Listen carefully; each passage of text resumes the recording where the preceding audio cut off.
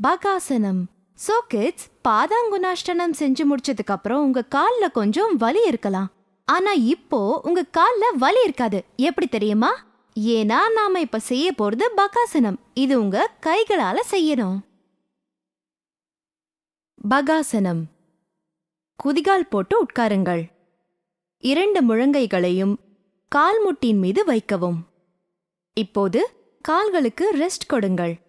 இப்போது மூச்சை நன்றாக உள்ளே இழுத்து 2 கால்களையும் தூக்கவும்.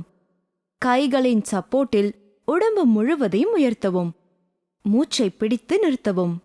மூச்சை வெளிவிடக்கூடாது. ஏதாவது ஒரு இடத்தில் உற்று பார்க்கவும்.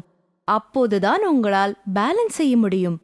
உங்களால் முடிந்தவரை இதேபோல் இருக்கவும். பிறகு மெதுவாக கால்களை இறக்கவும். கண்களை மூடிக்கொண்டு ரிலாக்ஸ் செய்யவும். கண்களை திறக்க வேண்டாம். தலை, கை ஆகிய ஆக்டிவிட்டி நடக்கும் இடங்களில் உங்கள் கவனத்தை செலுத்தவும்.